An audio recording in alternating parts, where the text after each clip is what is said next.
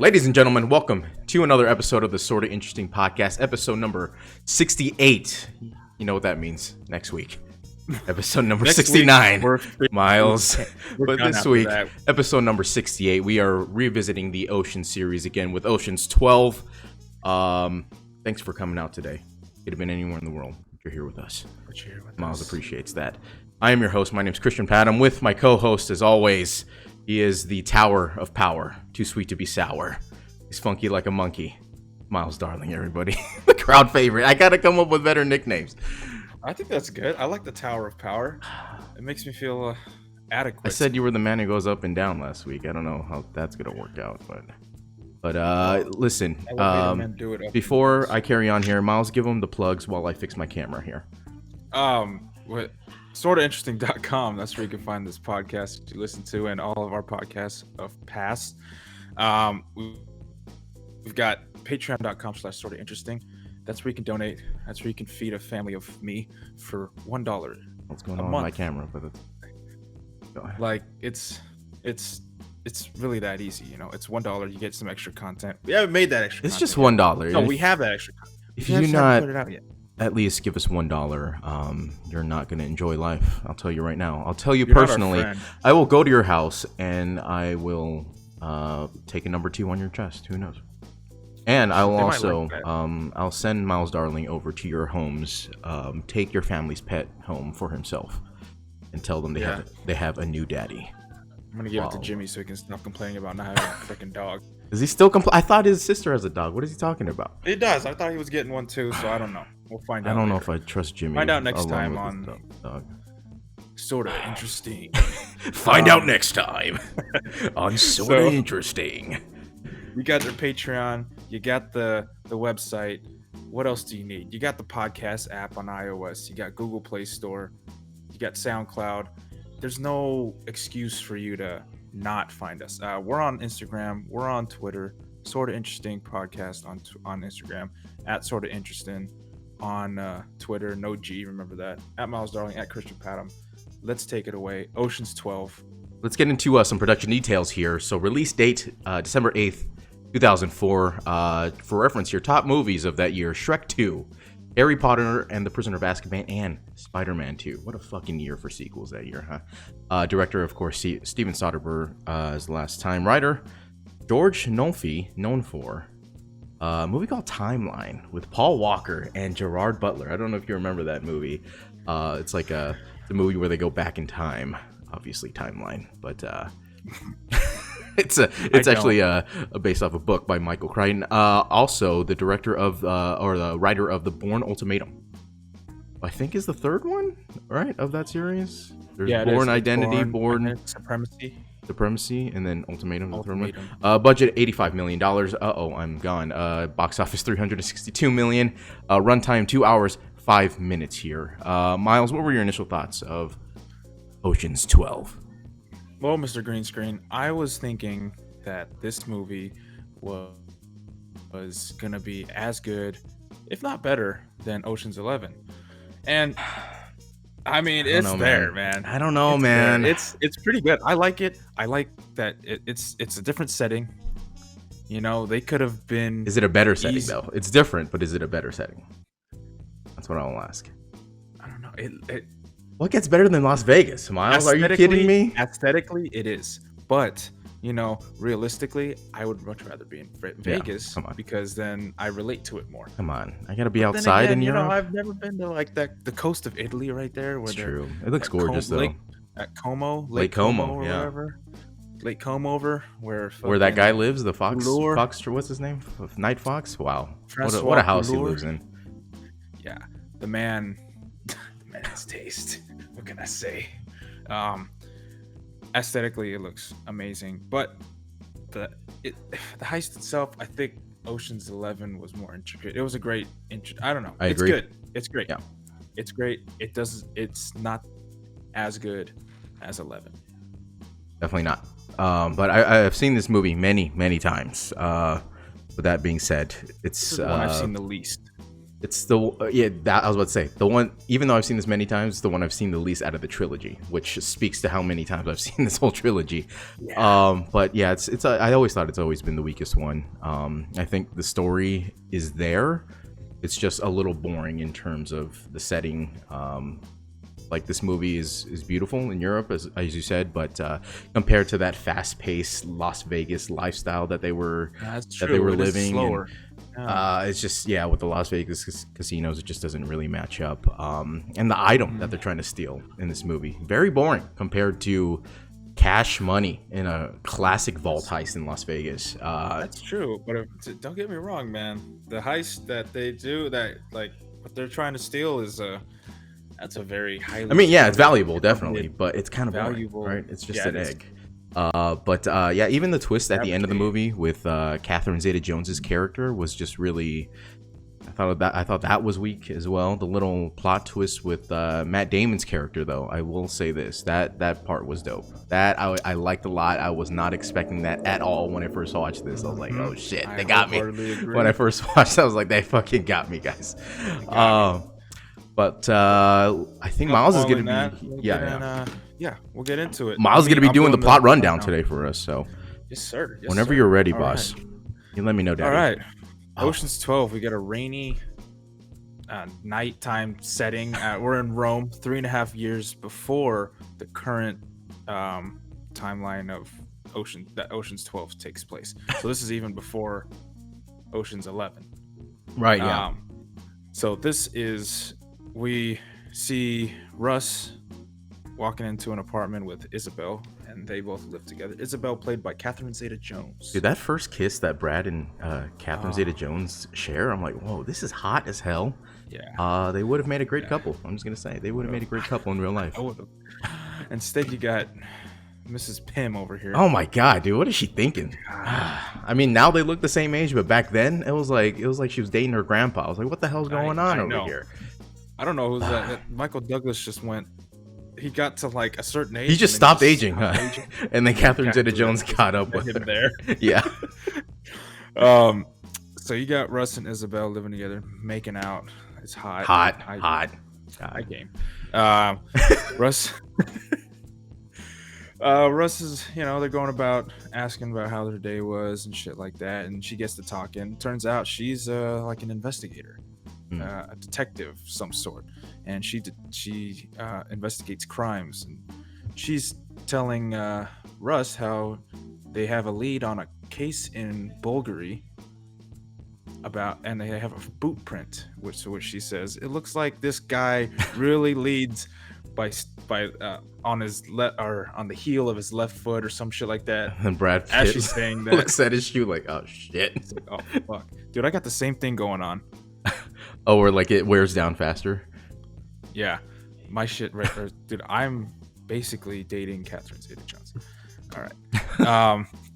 Russ gets made and realizes that what's her face? Isabel. I'm already forgetting her name. Isabel. You can call her Catherine. Who cares? Yeah. I mean, this whole scene with the visual cues as Catherine Zeta-Jones is talking is so fucking great. But Brad Pitt's hair, we got to talk about that for a second. That was the worst hair I've ever seen in my life. The worst wig I've ever seen. Jesus. What is going on there?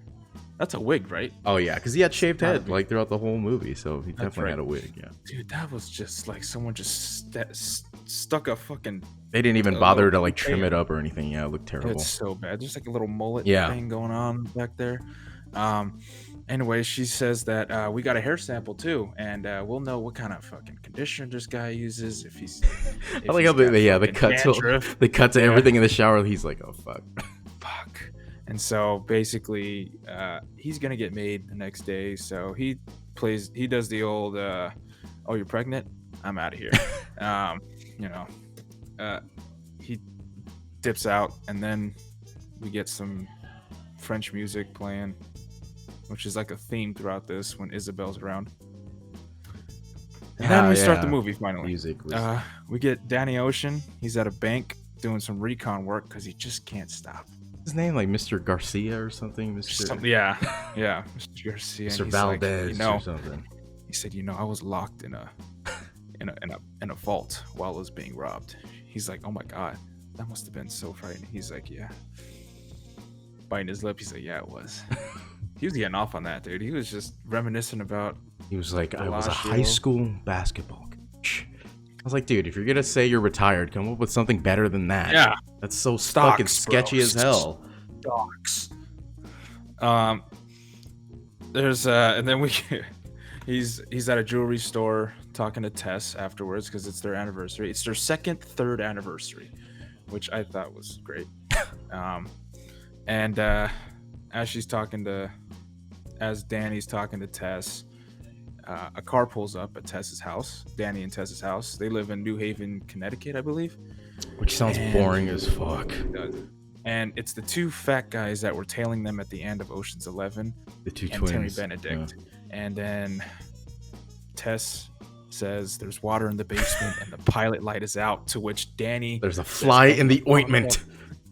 He fucking runs out. He perfectly good flowers. He litters these flowers. Perfectly when good. There's a what a waste. Trash can 10 feet in front of him the direction that he's running. Which makes no goddamn sense. Dude, and he has to get on a train. It's like, oh my god, dude, what's the point? You're not gonna fucking make it. You gotta get on a train? There's no controlling that. There's a fucking... Exactly. Benedict shows up and demands his money back plus interest. Danny's on a train for some fucking reason. Terry shows up and crashes all of Danny's accomplices' events. Before we move on to that, that line that Benedict says, he says, "I'm not the only person in the world looking for Ocean's 11." And I was like, "Oh fuck!" To drop the title like that, that's fucking sick, that's dude. true. That's such a sick line. She does the cane thing, and she's like, yeah. I think his cane is like a putter, by the way. It's really? It's like a golf club or something. I didn't even notice. That'd be perfect. If I was rich, I would do that. I'd walk around with a fucking Scotty Cameron $500-$600 putter all day. I don't know what you're saying, but that sounds awesome. If you gotta ask people, you can't. If a club has someone's name on it, I'm all about it. You know what I'm saying? I'm all about the names on the brands right there. Danny's crashing all of, Terry's crashing all of Danny's accomplices' events. So twins, Casey Affleck's, I don't even know his fucking name anymore. Wedding rehearsal. Casey Affleck not thanking his own brother at his little get together with his family. I think that was like a rehearsal dinner. Good. Yeah, rehearsal dinner. And then his brother, Scott Kahn's reaction is even better. He's just like, yeah. Okay. And then he goes ding, ding, ding. He's ding. like, I'd like to say something. You get Shen Yun at his lavish house with his fine ass girlfriend that apparently understands Mandarin. Everybody in this movie does. Doesn't speak a lick of English. In this whole series, I like that. I love it. And then you get Terry Benedict speaking to him in Mandarin. Yeah. What is he? Oh, it's so bad. I'm sorry. Jesus. Okay. Then you get Frank at a nail salon. Yeah, he's always at a fucking nail salon. Yeah. Basher in a recording studio in London, England. That I didn't like. That whole thing with the music, with the beeps. But we did get the fucking White House pipe. We got that guy in there. Yeah. And Terry's playing the piano. They turn the lights on. He's just looking over. I do like that scene, yeah, with his reveal, like in the reflection. That was cool. Yeah, that was dope. Linus in the backseat of a car. Oh, yeah. You didn't They're just hanging out. My dad, yeah. did you? Or some shit like. Oh, you didn't tell Danny. Or wait, my dad. Yeah, he's talking about his parents. Yeah. We're at the Hamptons in New York, East Hampton, where we get Saul. And Saul's playing the part of, I don't remember who the fuck he's supposed to be playing. He's the method actor. Is he like an English guy? He was like talking with an English accent or something. Yeah. Yeah. And then we're in New Orleans. We have Livingston's terrible fucking stand-up. Vegas, Ruben at the Palm Reader. West Hollywood, we have Russ's Hotel with Topher Grace reprising his role as Topher Grace. As himself, in the hotel. Yeah. He said he quit the show. Topher. Yeah, I know. He said, "Geez, Topher, you didn't have to go Frankie Muniz on me." And then Topher mentions quitting the show, which makes sense because that was. Did he actually quit that 70s show? Sucks. I thought he I'm like got pretty fired sure or something. that's I what don't it know. was because like he Lame. left. Remember? Yeah, I remember he left and it was just horrible after that. Was it like his cousin or something who came in? Oh, dude, I hated him. His long flowing hair. Yeah. He, he's a Who the fuck bitch. I watched hate him that so much. after? There's no goddamn way. I did. You still I did. watched I it had after that? Oh, I had God. to. I had to finish it. But I don't. But now, if I'm gonna do a rewatch, I watch up until that point, and then I just dip out. You know, there's like certain shows where you watch up to a certain point now, because like New Girl, I don't watch up to the last season. Oh, I'm out. really? Yeah. Dude, Fuck New that Girl, there's like fucking 20 episodes in one. It's insane how many episodes they have. It's great. It's a great show. I haven't even got past like season 3 yet. I'm like, God damn, how many episodes are there? Jesus. I think there's only like 6 seasons or something that are good. Oh, is there? 5. Oh, but there's a lot of episodes, man. Yeah, there is. In that same, in West Hollywood, where we're at Russ's hotel, dude, Terry fucking blows up his car. That was probably the best part of this whole opening scene here. That was really like... Yeah, that's some old school like mafia movie shit, which I was really into. He said, you're gonna get in your car, Yeah. turn on the ignition, and the fucking car does a flip, lands on another car. I'm like, whoa, this is fucking dope. Well, again, we got to talk about Brad Pitt's hair again. Shaved head. Brad Pitt is one of those once in a lifetime guys who just rock any hairstyle. Even though Except his for wig, the one that... except for that wig, but any hairstyle he rocks, watch that. it's just beautiful the way he rocks a shaved head. Yeah. Pretty sure the day I saw that movie is when I started shaving my head too. So yeah, shout out to Brad Pitt for that. So, excuse me. Okay, so he almost died.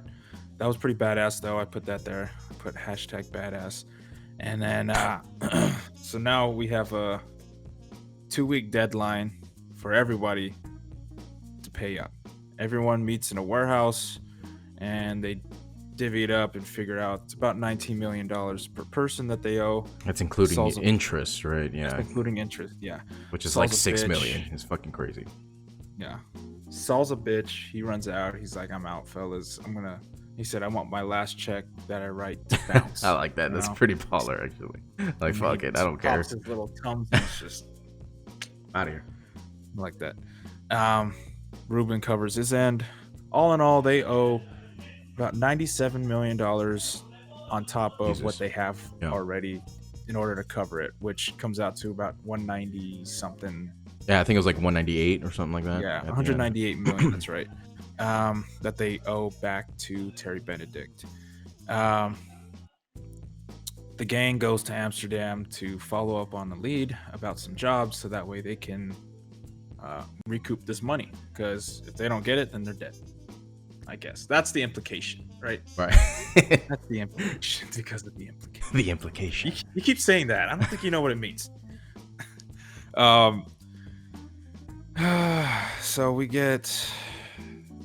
Where are we here? Oh, we get a line from... Oh, no, wait. We're on a plane. That's right. We're on a plane to Amsterdam where we have Linus coming up to... Waking up Rusty in the middle of the night. Rust. Come on, man. He's like, hey, man, I really want to run point on this now. Or I want to be like a guy in this He's now. like, I want to get in on that Matsui meeting. That's what he said. Yeah. Mm-hmm. He's like, all right. He's like, dude, I almost wasn't going to come over here. He's like, I would have still been asleep. sleeping. Yeah, he's just with a smile on his face, like, well, Then he turns around, he's just... Then he's just like, yep. Mr. Skin. Giving each other thumbs up is fucking great. So they talk about the Matsui meeting, and we'll get to that in a second. My favorite. So Linus wants in. He's in. Ruben, always fresh, and I love it. I just gotta throw that in there. I love Ruben's outfits. That's how I want to dress if I ever become rich and move. Just like and have a place in chains and Vegas. shit all the time. Yeah. You know, chains, open shirt, hairy Yes. chest. You know, Don't give a nice fuck. silk. Gut Very hanging nice out, not even shoes. trying to suck it in. Oh man, somebody's just sitting there. He takes Smoking off the cigars shoes. all the time too. Yeah. All the time. Dude, wearing Best. dress socks all the time, that's just so comfortable. Oh god. Anyways, and then we get Russ stalking Isabel, because now they're in Amsterdam and that's where Isabel is at. Uh, Yeah, it's a little weird, that funeral scene. I fucking hate when movies do that. Like a guy just standing in the very back. Just we get that French music though. yeah, every time. I don't know. I kind of like it. Now we got the Matsui meetup. My favorite. Where we got Matsui. Dude, with Hagrid. aka That was Hagrid, by the way. Yeah. Hagrid, no beard. That's so weird. I feel like weird. I feel like Hagrid was talking with like a New York accent. You know, like why don't you just use your like normal British accent? It was like New York. It was my Uncle Harold. That's Like right. that doesn't sound British. Why are you? I mean, you're in Europe. Why don't you just use your British accent? We have Ocean, Rust, and Linus meeting with Matsui. My favorite scene in the whole movie right here. We get some banter back and forth, some awkward laughing. I like this running theme, by the way, of them always fucking with Linus. Just throughout this movie and the last movie, and the next movie. It's gonna be great. Yeah. He's the apprentice, so they gotta fuck with him. He's the rookie. He's the rook, and I just love how Ocean, well, Brad and Hagrid. and George Clooney's just chemistry are just so great. You know, they're sitting on one side of the table. Matsui's here, and then Linus is all by himself. Yeah. On the other end of the table. He's just doing this. I like how close, how close Brad Pitt and George Clooney are. They're like shoulder to shoulder, like, yeah, we're boys right here. So they're speaking in some code, this lost in translation type it's so code, good. where they're just saying random shit. And I didn't pick. I picked up. I mean, I didn't write down. I got my favorite one right here from George Clooney. He said, "If all the animals along the equator were capable of flattery, then Thanksgiving and a Halloween would fall on the same day." And then fucking Brad Pitt's reaction, he's like, yep. To which Matsui says some shit. Yeah, he's Makes like, no sense. "It was my Uncle Harold," or something. And then he said, "Do you concur?" And they're looking at Linus, and Linus is like, George Clooney's face, by the way, he just stares at Linus like, he's like, "Come on, like, fucking don't fuck this up." Yeah. Linus he doesn't know what the fuck he's doing, so he just starts saying random shit. He said, "Oh, let the sun beat down upon my face, stars to fill my dreams. I am a traveler of both time and space to where I have been." Apparently, that's a Led Zeppelin poem. show or a Led Zeppelin song. Like it's is it? Cashmere, which I like that song Cashmere. I just never, I guess I never really listened to the lyrics. So, interesting. But apparently, Matt Damon called Matsui's niece, 7-year-old niece, a whore. a very cheap one. Very cheap one at that. And he was like, "So what happens now? You stay here." Which was probably the plan all along. Oh yeah, that was definitely the plan all. You know, which we'll find out later. Yeah. So they get the so they get some information from Matsui on a new heist that they can do, so they can try to recoup some money, so they can start paying off this debt. And the heist that they're casing is Van de Vaud house in Italy, right? Is this in Amsterdam? I think it's still in Amsterdam. Yeah, it's still in Amsterdam. Yeah. It's the first ever bond. Oh yeah, like stock bond or something. Yeah, right? First ever stock bond issued ever from the East Atlantic Trading Company. Oh, that's right. It's only worth like $2.5 million. Not even a dent. Nothing, but they were saying like, oh, once we do this one, Matsui will give us one next week. That'll pay 10 times that. And they're like, hey, at this rate, we'll fucking pay him off in September of 2005. Yeah, I was like, God, when was this movie made again? What is it? I think this came out in 2004. It was 2004. Okay, a year. That's not too bad. Yeah, but then they only have 2 weeks, so you know, they're just looking to get more money right now so they can pay for. Oh, they want to extend. Yeah. To where oh wait, so Rusty's always eating. You know, we're in a hotel where they're all meeting up now. Yeah. Or all of Ocean's 11 or 12 or whatever the fuck. Who's the 12th person this time? 12th person is Julia Roberts, actually. That's right. Yeah. That's right. Okay. Rusty's always eating, which I remember saying that, like, I think in the last movie we mentioned that he's always shown eating on purpose. Yeah. Because it shows that he's always somebody on the move, always. Oh yeah. Going somewhere, doing something, so he has no time to really eat. And also in real life, he was always like working out, so he just wanted to eat. That's true. Like, it must be nice, dog. It must be nice. Just eat fucking nice, whatever Jimmy. you want. Yeah. He's like, you just hear him in the back. Except "Please Jimmy don't touch takes my food." fucking 2 bites. Oh yeah, he's like, please don't. Don't touch my That's why I noticed this last time. He's like, please don't touch that. Oh, there's this part too. Right after that, Is it with Ruben? where, with Ruben, Yeah. he's knocking on the bathroom door. I'm pretty sure this has got to He be. said, ad-libbed. how would you feel if someone was knocking on the door while you were sitting on the toilet? He's like, well, I like, gotta... Go ahead, He's say like, it. what if I just shit on your feet? Yeah, he's like, I gotta sit on the toilet. I'm gonna shit on your feet. To which, dude, what is he Scott thinking? just He starts yeah. laughing, dude. I was like, that's fucking ad-lib for sure. That's It's for fucking sure, dude. hilarious. I gotta sit on the toilet. I'm gonna shit on your feet. All right, so now we're past that. We're running surveillance on the house, the Vandervoud house with Basher and Shen Yun. They're running surveillance, to which they say, we have no line of sight. There's no way we can possibly get into this place. They're talking about all these technical terms. They got this thing in a titanium case. We can't even. It's a server or something like. Yeah, they that. can't. They can't hack into anything. That's basically. Can't hack yeah. into it basically. So Terms are on my end. Coming for me. great. What's the fucking? What's their plan now? Their plan is gonna Raise lift the fucking building. Yeah, and then right. Ruben on the phone said they did it with the Leaning Tower of Pizza. Tell me, how much I was about to say. are they getting for this? I was about to say. 2.5 mil, right? That's exactly what I said. I'm pretty sure getting all the equipment and shit just to lift the building a few inches costs more money than they would actually make off this job, which seems like a huge waste. But This is really. But then forget all of a everything you sudden, know. Yeah, Now we're there. They're lifting the building. they just got all the shit And- there. Yeah, They're lifting the building, and they only need it to go up like 2 feet or some shit like Yeah. that, so they can have a clear line of sight from the building that they were running surveillance on. So that way they can shoot a fucking crossbow bolt into the. I do like that the cut though. Like window. right as he shoots it, and then cuts to the Catherine Zeta-Jones. I was like, oh shit, that's fucking Catherine sick. Zeta-Jones. She's giving a speech on thieves at Europol, and mentions Gaspar Lamarck and the Night Fox, who are important people, obviously, because we'll be talking about them. Oh, his first name is Gaspar. Yeah, Gaspar Got Lamarck. it. And Isabel gets word that the Vandervoud house has been robbed, and she's like, "What? What? I'm there? What?" As she's investigating the thievery, and realizes right away, it's her old fling. I don't know how she realizes it all of a sudden when she like digs the clay out of the wall from Yeah, above the I like keypad, that. Yeah. and then she looks back and she looks over, And then you at hear the that. window.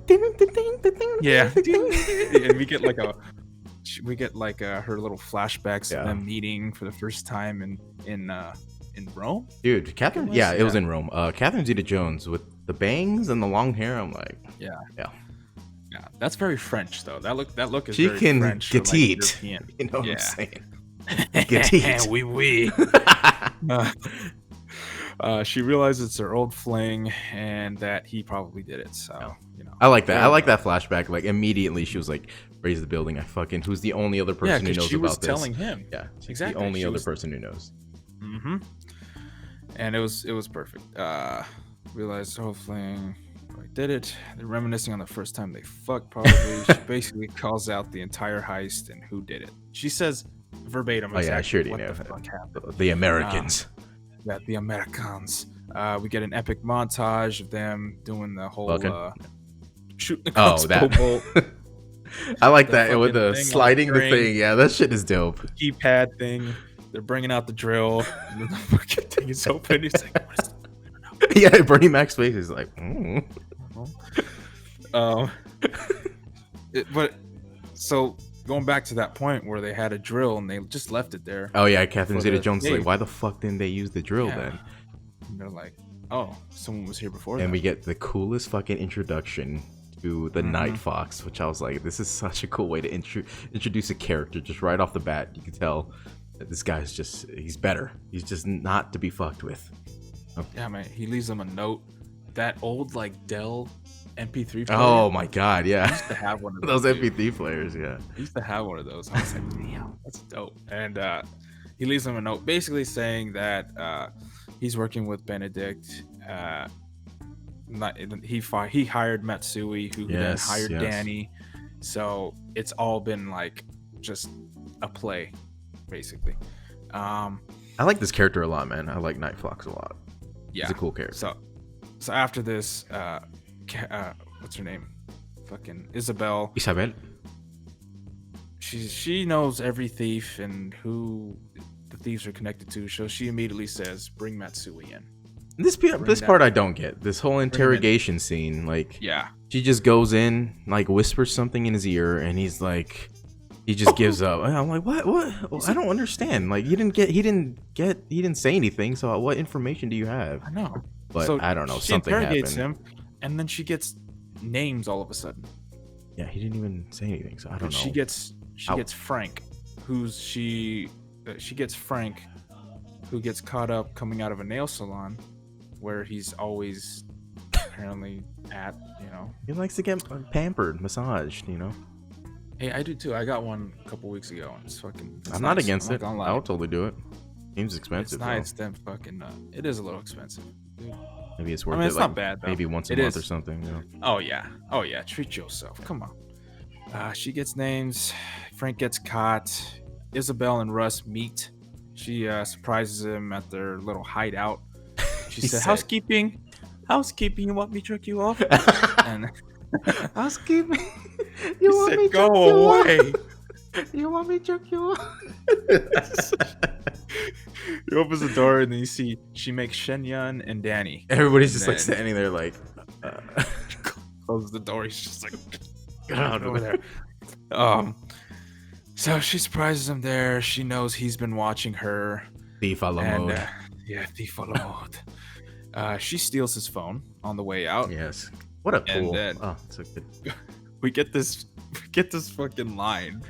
Where's Ruben's yelling out? He's like, "Hey, who's the guy on the $100 bill?" And they're all yelling out, "Adam, something." Some other people. Then someone yells out, "John Travolta." Yeah, I think it was George Clooney. He said John Travolta. I was like, what the fuck? Yeah. I saw it on the subtitles. Like, what the fuck? Why would he say that? It was fucking hilarious, dude. I love that shit. That little subtle shit. You don't really catch it unless you have like subtitles. Shenyun, Russ, and Ocean are maids, so now they have to sneak out of the hotel by playing the part of Arsenal as part of the Arsenal Football Club, who were staying at that same hotel. Well, I think at first, I think he was like, Rusty's trying to find his phone, right? And then he finds out, or he figures that Bell took it, and he's that little freeze frame. Like, he's like,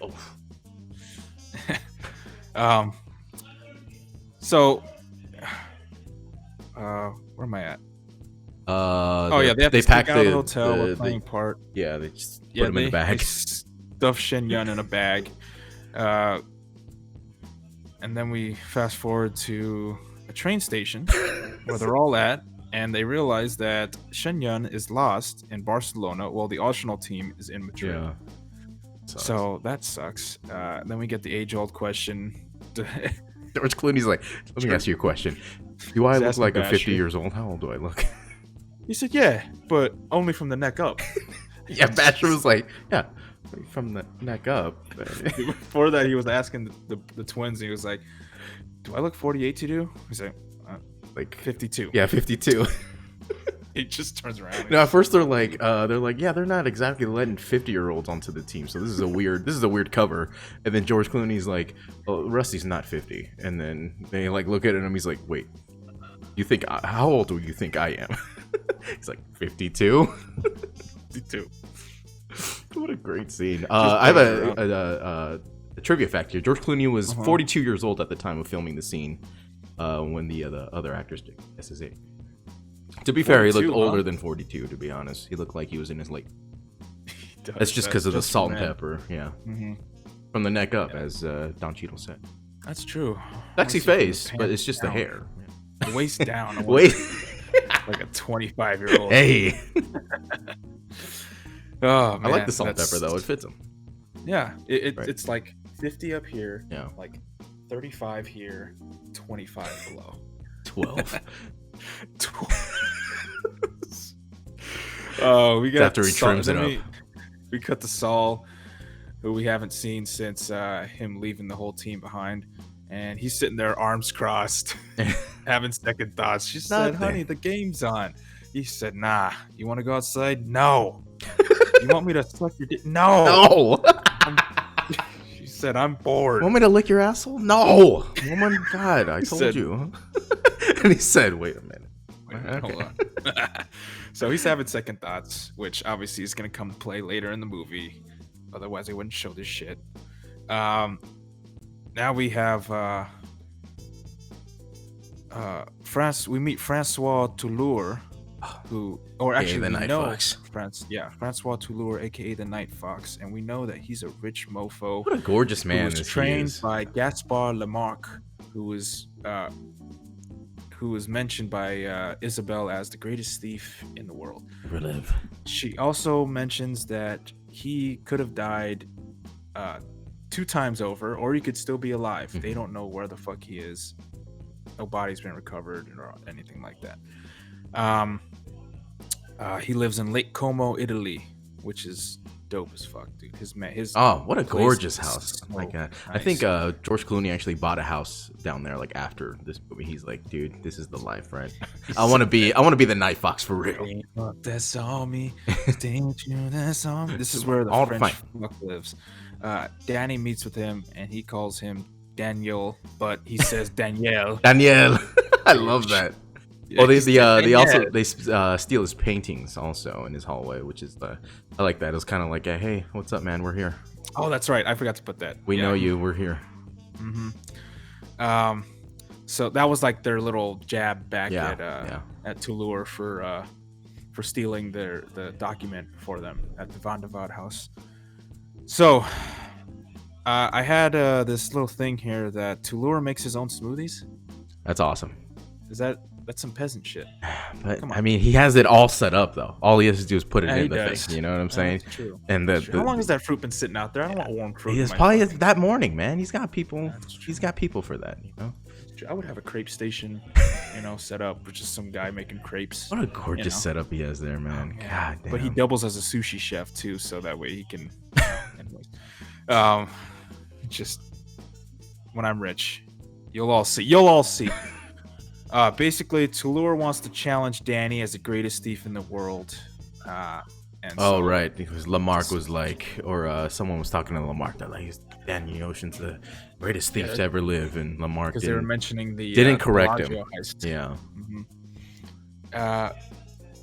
If Danny wins, his debt gets paid. All $198 million to Terry Benedict gets paid if Danny wins. If not, then you know the stakes. It's the implication that they're all dead.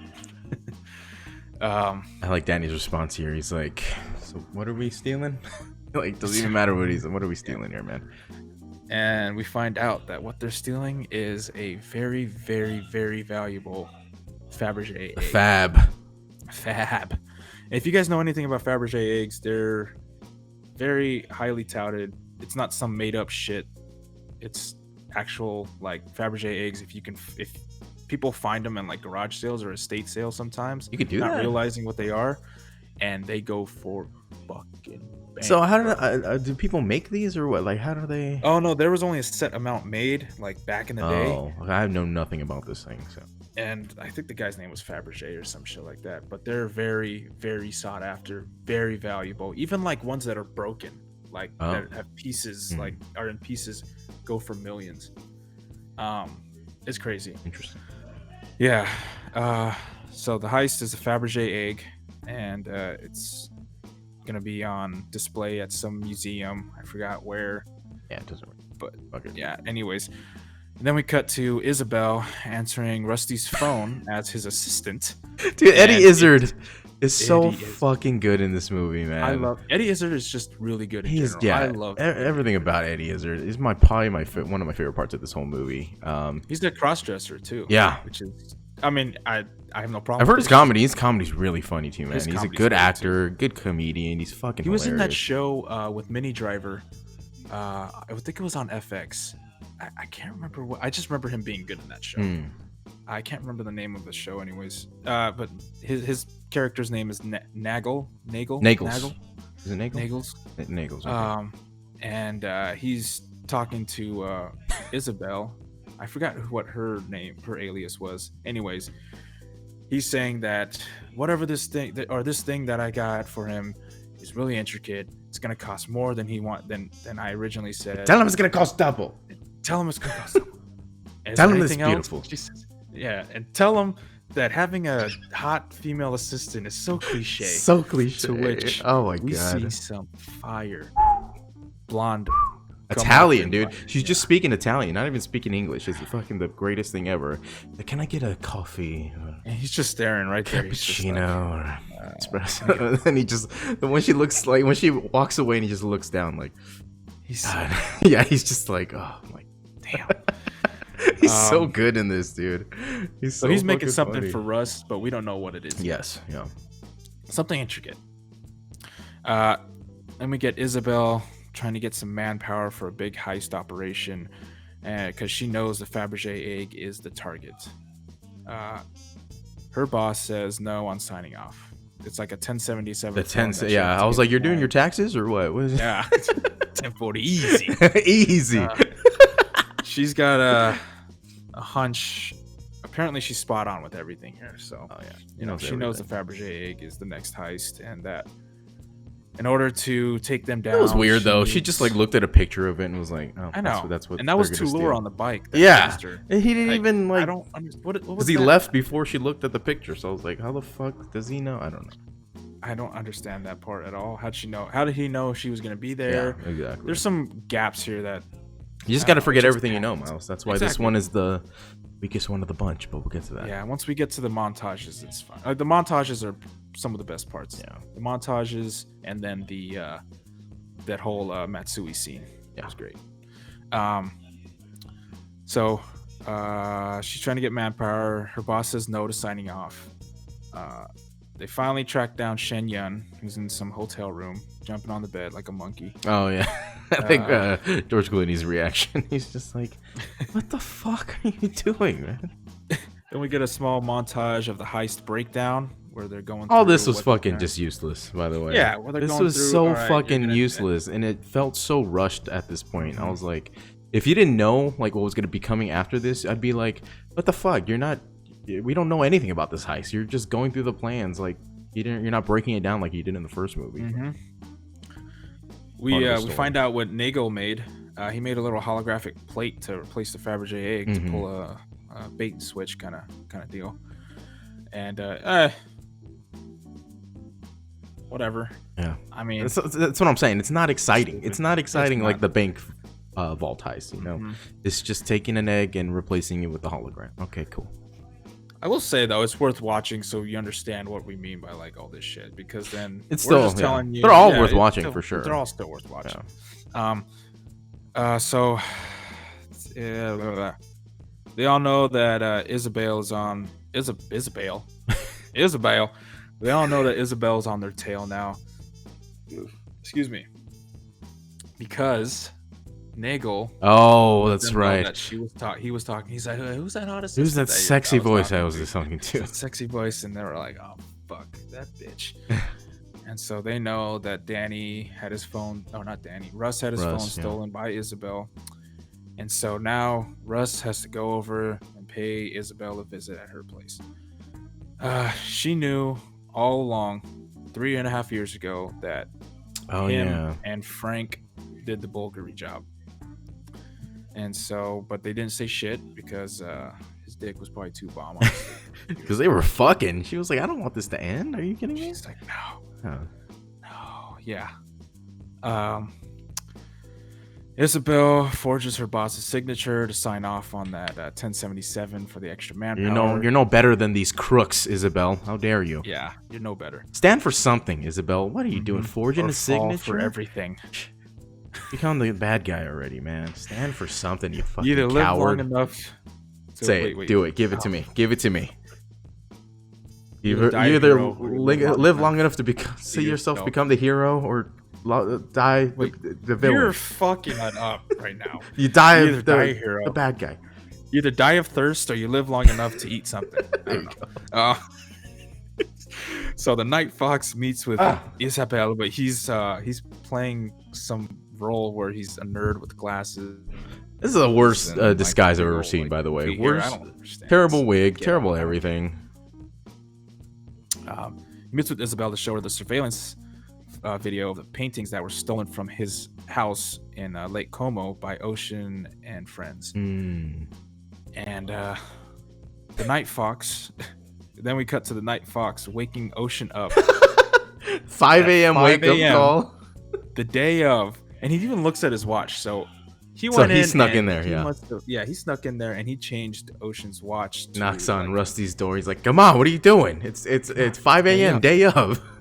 And he said, "It's 11:30, the night before." Night before. He said, Clever "Oh, girl." He said, "Oh." And then Oh. Rusty's like, "Oh." He said, "How many espressos do you That's have?" mean. 5. 5. Yeah, he just looks up 5. He's like, "All right, go man." And then they start drinking wine, which I'm like, that's a terrible worst idea. idea. You're doing a heist, bro. You can't be drinking and being fucking all hungover later during the day. Done. He's like, let's just do it tomorrow. Yeah, Egg will be right. there.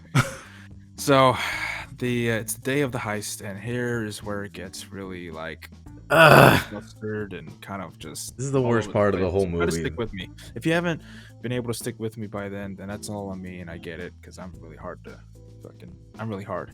Oh, Okay, day of the Let me heist. see. Everyone.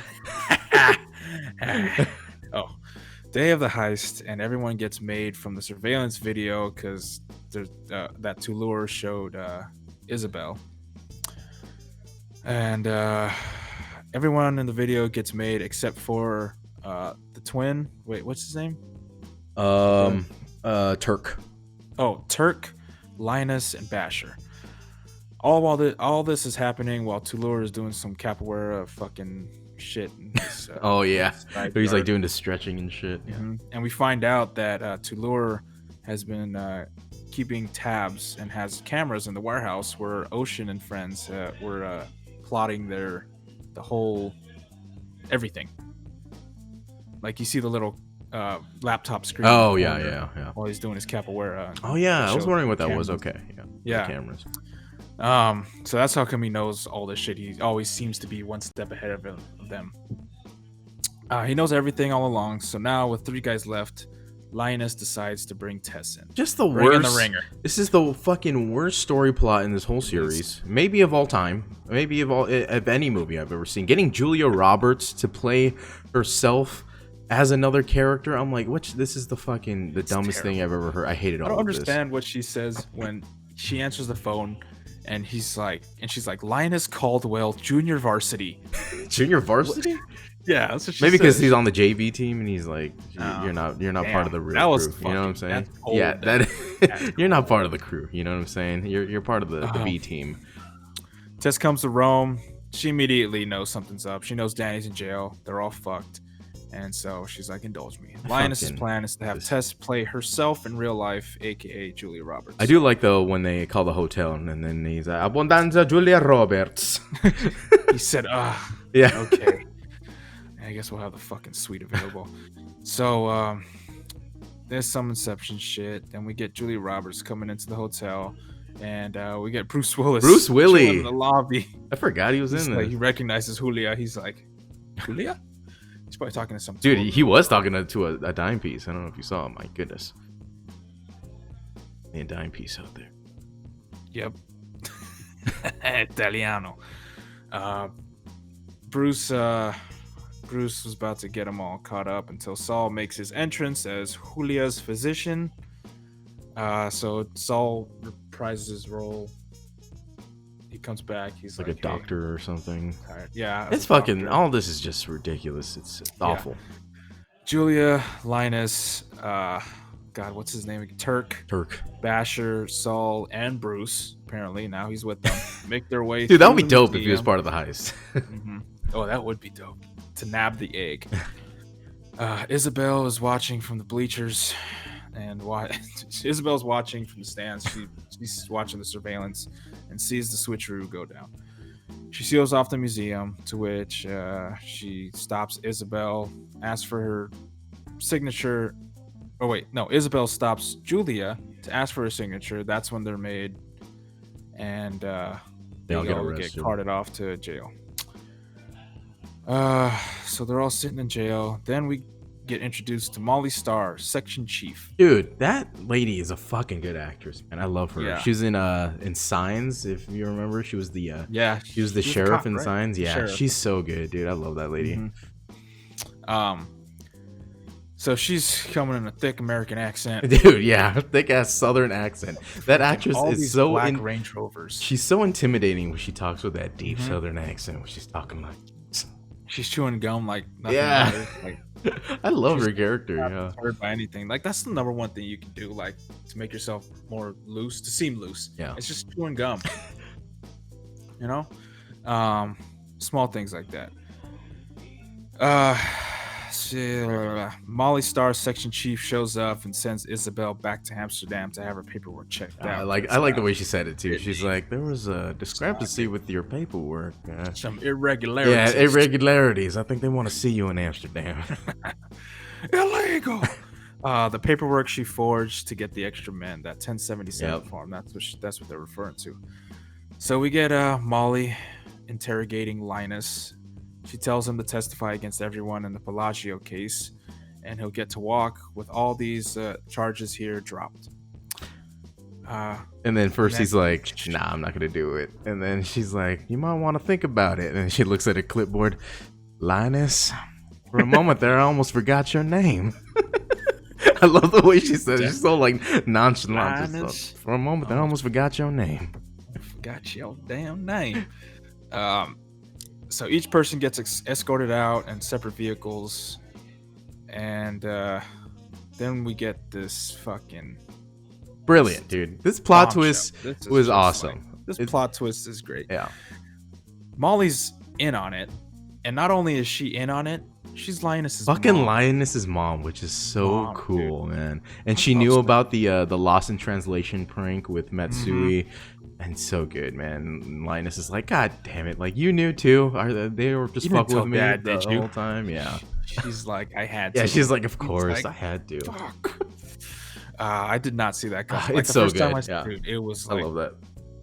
whoa. Because of that actress, that- man. That actress is fucking funny. Because like, She's as soon as she convincing, drops like the accent, it's like, she's like, Linus, how you doing? Sweet. Are you There you good? And then we get Isabel tailing Rusty's Oh, that's the right. car that Rusty's in to an airport, and then Like, the that's both cars- Robert. Yeah, Although I know, she Robert's said that. car. You know his real name. He informs Isabel that her father's alive and that there's nothing back in her old life except jail time because of the forged 1077. Oh, okay. So that makes sense why she flips at Yeah. the end. Okay. Yeah, so I was she- wondering, like, why the fuck would she just all of a sudden change? It's because, oh, she's already fucked anyway. It's because of D2B, Dick 2 Bomb. Okay, that's why. So she runs off with him into that freaking private jet. Frank is G6. escorted out of prison by Mr. I Can't Pull Out from the Ocean's 11. The fucking big bald. Oh, that's right. Yes. Tattoos and shit. Did come back. Yeah, so In the we didn't first see movie. Frank since he got arrested the first time, and He was in jail really, like half the we did it- movie, huh? yeah, we did it. It's a disservice. That's probably Oh. that's part of the reason why this Maybe movie he sucks was like sick. compared you to know? the other ones. Maybe he That's died. I interesting. think. Did he die? Oh wait, he died after the third one, right? He was Yeah. still in the third one. Okay. Yeah. So Oh, that's right. He is in the s- third one. yeah. He said, "Lift those skirts up a little higher." We'll get to that. He said, "Come on now, Yeah, those fucking glasses. come dude. on." Woo, Tunica. He's so good in that. Oh, I can't Oh, wait for that movie. I love Oh it. my dude. god. Oh, man. I think you should do that one. I can. Um, Yeah, that'll be fun. And then I'll do. Sure, we can do that. Mummy Yeah, Returns. I'll do the returns. Yeah. So sorry, hold on. I gotta backtrack here. Mhm. Frank is escorted out of prison. Danny and Tess meet with Toulour at his house in Italy. Toulour tells Danny how he stole the egg. All this Then PDA, we by the can, way. I'm like, all right, you guys could have sex after we're done with this meeting, okay? Yeah. Stop fucking kissing each other. He's like, "Can We you?" got and business. then he's like, "I want you to tell me I'm the best." And Yeah. Oh my god. Tell him that you're the best, but you're actually the best because I freaking big dick. And So we get this funny the twin banter moment that we've. Oh yeah, they're like, how did my recon team not see you? And they're too busy arguing while fucking Talor's like goggles and shit. Talor's like climbing the roof and shit. Then we get the Talor dipping beneath laser. Oh my god, that was great. Yeah, like, I mean, that was cool, but like that whole laser cliche, that cliche laser field is just like. Well, I got a trivia fact here. The technique Talor uses to avoid the laser security in the Galleria de Arte in the flashback scene is very similar to the technique used by the character Jin Baker, played by Catherine Zeta-Joooooones in Entrapment in 1999. So that's why Catherine Zeta-Joooooones, she dips beneath the lasers. Oh. If you guys don't know that reference, that's from Workaholics. Go watch Workaholics season 1. One of the greatest seasons of TV. That episode, the office campout, is probably the best. Episode. It's the best episode. That's all you need to watch, really, is that episode. It is. It really is. The first season, really. The whole first season's great. Mm-hmm. Anyways, we get Danny requests. Leroy Jenkins joined. I showed y'all that shit. So, after Talor indulges Danny on how he stole the egg, Danny was like, all right, Talor, you're the best. Danny requests Talor to pay up, but Talor doesn't understand. He's like, no, you lost, dude. You lost. And then Danny explains his whole thing. That Ocean fucking betrayal. Spoke to Lamarck after they left Amsterdam. He informs them that the real egg, or Lamarck informed Danny that the real egg was in a backpack, not in a heavily armed caravan that we saw in a flashback before. And it's a common distraction where they do like the old switcheroo. Have you ever seen that movie, The Devil's Double? No. It's got Dominic Cooper. Right. He plays two guys, right? Yeah, he plays like, I think it's Saddam's son. Really? And he plays Saddam's son's double. So the Devil's Double being that he is the guy that stands Uday or in place for Kusei? him. Uday, I think it was. Uday? He plays him while he plays both characters, obviously, because he has to play the lookalike. So he's his stand-in when he goes to places, so in case he gets killed or like assassinated, he's not that. Is this a true story? I don't know. I think so. I think it is. I'm pretty sure it's based off of a true story. Yeah, it's a good movie. You guys should watch that movie. Dominic Cooper's a great actor. So he informs the real eggs in a backpack, not in a heavily armored caravan. It's a common distraction. To which we see Linus tailing the backpack guy with his very own backpack of his own. And they pull the old bait and switch on a train where they got that whole that part where they throw down the hats. Yeah, right as Turk throws down his Boston hat, fucking George Clooney just wipes it off the table. Camera flipping. The second it just drops, he just fucking takes the hat down. I like the camera work here, where they're just like it makes like the mayhem more. You see, like George Clooney just yelling like, oh yeah, that's right. just like, there's no sound, but or like in that scene too, like I think George Clooney like whispers something to Basher. He like whispers something in his ear, and then Turk's like, what's so funny? Like he could just like read his lips. He's like, so what's so funny? And they lay down the hats and they just wipe them off the table. So they steal the egg there, the real egg, and basically they've been in possession of the egg long before the heist even began. Oh, that's true. I didn't even realize that. Yeah, because that was back when they had first lost track of Shen Yun. Oh. And they were at the train station. They were on that train to go meet with with Lamarck, and immediately after that is when they plan to.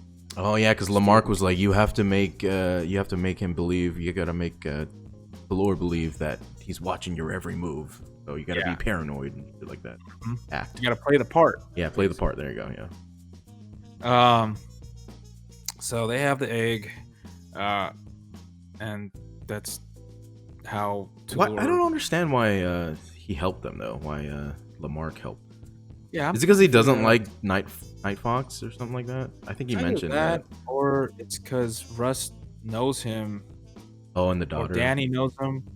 Something like, I think Danny knows him. Danny and Russ know him because when they were talking, it didn't seem like they were meeting for the Because first they called time, him obviously. Gaspar too, and they're like, Yeah, "Hey, just again, Gaspar, you saved our lives." and Russ knows that this plot twist, I guess. So we cut to Russ walking with Isabel on like this Italian coast or some shit. Yeah. Nice house, and to see she tells him, like, I told you your father was dead, and it's Lamarck, aka her father, and that's the twist there. So that's all. Yeah, you need to Lamarck know. being Isabel's father the whole time was just, to me, unnecessary. It's just fucking useless. Like, they could have just left him as a anonymous thief the whole movie, and that would have been fine with me. But maybe that was the Honestly, reason. It was the reason why he helped Danny and Rusty, because of that. You know, maybe. Mhm. I think he did that to see his daughter, probably. That makes sense, but I don't know. Kinda Yeah. useless. Here's, I don't like that twist. I don't give a shit. Ruben. So after that, you know, we got a heartfelt moment, sob story. Fucking, oh my god, it's Daddy. I haven't seen you in years. It's a celebration, really. Yeah. She's like, what you been doing all this time? I've been He's like, "Wait, I've been waiting." Yeah, his voice is Just so over deep. the I've Yeah. been waiting. That's the this dude from fucking. Oh wait, never Yeah, mind. he's in like a bunch of movies. Yeah, Where is he I in? forgot where he's in. Oh yeah, he's in a lot. Oh, he's in Big Fish. Big Fish. He That's what it plays, was. Yes, He plays Ewan McGregor. Ewan McGregor. Yeah. And good movie, by the way. Anyways, Great movie. so after Russ takes Isabella to see her dad, aka Lamarck, Ruben brings. But they give Lamarck the Benedict egg too. Oh yeah, they give Lamarck the egg. Mhm. Ruben brings the check for $198 million to Benedict to pay off their debt, and then we see. I like that he part. makes a Yeah, statement, forgot makes a about statement where it's like, if anybody tries to steal from you, just know it's not us. And then immediately after that. that, He just turns around. fucking gardener that's in the back spraying shit turns around and it's fucking Toulour. I like that actually. Yeah, And then like that's basically the end of the movie. that's but we it. get They just to have like see- a celebration. They love to Which- stay high. Yeah. I put here that's like I would. That's like that private room in Vegas with that spread, Yeah. poker tables, all the stuff, dude. That is a dream right there. That's what I want. I want that. You know, I want to get fucked up in Vegas in a private In a room. private all my room, friends- all my buffet, friends, your own poker private tables buffet. all Oh, around. Yeah. Private. Oh my god, dude. Amazing. So that's the end of the movie. What do you think? Tell me. Man, Ocean's 12. Overall, I think it's just nothing really compared to the first movie, unfortunately. Yeah, I just don't really have any more intentions of watching this movie after this podcast. Like, I've seen it probably around 5-6 times, trying to convince myself that it's better than it actually is, but I don't really need to watch it anymore. This is the last time I would have watched this. And the stealing of the egg was one of the most like basic things they could have done too. They just switched a backpack at the end. I was like, oh, okay. That wasn't very exciting. It was kind of boring actually, to the way they did that. Yeah. But they had to throw that in there. That was like the. Yeah. That was. It would have been too. I don't know. I feel like all the planning too- wasn't as cool as the first one. You know what I mean? It keeps happening here. Yeah. Um, Well, what are your final thoughts here? So it's funny. I like praise this movie so much when we first started. And you're like, oh, what are your initial thoughts? You know, I fucking loved it. It's gonna be as good or greater. But after reading my whole shitty ass synopsis, No, you I'm did not great. very good at that. You did great. How dare you? Don't you ever talk about yourself like that ever again. I just don't. I don't care for it. I mean, This movie's just it's I'll watch boring, man. to watch it because it goes with the trilogy. It's a Yeah. trilogy. It's a heist movie. It's still a good heist movie. It's just not the best. It's not nearly as good as the first one. Nearly as good, yeah. It's not even nearly as good as the third one. Oh my! Well, that being We'll have a said, debate here. that being said, it's very impressive how they were able to rise from their ashes like a fucking phoenix for the third movie, which very excited Yeah. about. So Yeah, I'm very usually, excited about when they try to, when they're on that downhill, they just keep that trend. Yeah. They, It could have easily went worse, but somehow they made the best one, the third one, which I'm fucking excited for, man. So good. Ranking, I mean, I think it's gonna go without say. This is gonna be hard last behind the first one. Definitely, I could already say it's gonna be firmly in last place. So it's gonna be a battle between 1 and 3 the next time we do this Ocean series. But I guess that's it for this episode. Miles, give us the plugs here, and then we will see you next week. Yeah, we got sortainteresting.com. As you can find this podcast that you listen to and podcasts of past. Yeah, last week we started Monster Month. I'm gonna say it. Yeah, where we did the Mummy. So next week we will be doing the Mummy Returns. Miles, if you want to do that rundown, you can do that, and I can do. Yeah, I'd like to do one of these mummies. Yeah, Mummy definitely. Returns. Yeah, we'll I can't wait to get back to the monsters, Yeah. I also can't wait to get back to Ocean 13 because Jesus Christ. God, these next 2 weeks are gonna be very good, actually. Yeah. Maybe 3 weeks. 3 weeks. Oh, Van Helsing. Oh my God. After Ocean 13. Van To Helsing. round out Oh. Monster Month. I'm not doing that. Yeah. I mean, it's okay. Sortainteresting.com. That's where you can find this podcast. That's where you can also find our Patreon link, or you can just go to patreon.com/sortainteresting. You can go there. You can help Christian pay for his haircuts. Yes. And At the $1 level, at least, please. Come on. yeah, Be if you stingy. Don't be stingy. If you don't, he's gonna look like a caveman. Yeah. The I'm gonna sexiest give you caveman. all Tootsie Rolls for Halloween if you don't give me at least $1. I'm gonna fucking hate your I'm gonna life. give you all milk duds. Oh God.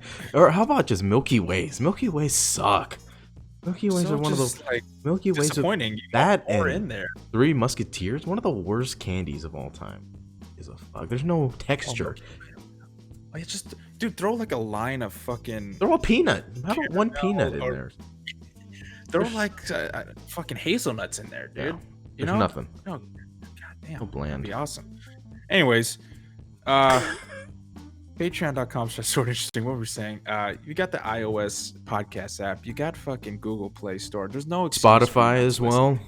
We're also on YouTube, obviously. as you can YouTube, tell. yeah. So YouTube, no URL yet, but if you just search, sort of interesting in the search bar, we're gonna be the one and only channel there. So we got Ocean's 11 on there and the Mummy on there so far. So everything else is gonna be going on there. So it'll be fun. From now on, we Yeah. got this COVID thing is like one of the best things to happen to our podcast because now we get So much to- easier now. It's these next 3 weeks we get to catch up on old movies. We don't have to watch new movies in the movie theater, and that's fun. So try to work around that schedule. We get to watch what we want and Yeah. watch what we like, and that's why we started this. yeah, because if it was normal times right now, we'd be doing James Bond. That would have been coming out in like 2 weeks. So, True. but yeah, I think that got pushed to 2021. But now we get to do Monster Month. So next week, Everything got pushed to 2021. Mummy Returns. But I guess that's it. Have an interesting day, everyone.